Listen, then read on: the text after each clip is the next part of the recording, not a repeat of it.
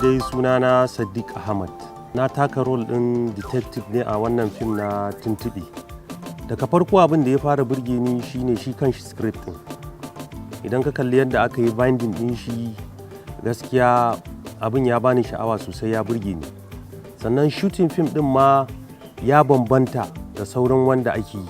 Albishir ɗina ga 'yan kallo ga wannan fim na Tuntuɓe shine idan suka kalli fim ɗin, in Allah yadda ba za su yi da na sanin kallonsa ba.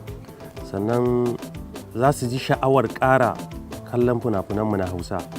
Idan dama baka kallo, idan ka kalli Tuntuɓe, to na tabbata za ka koma ka fara siyan Hausa fim kana kallo, saboda Tuntuɓe ya zo da wani salo. Sannan kowanne mutum da yake cikin fim ɗin ya ba da tashi gudunmawar ganin wannan fim ɗin an samu nasara a cikinsa.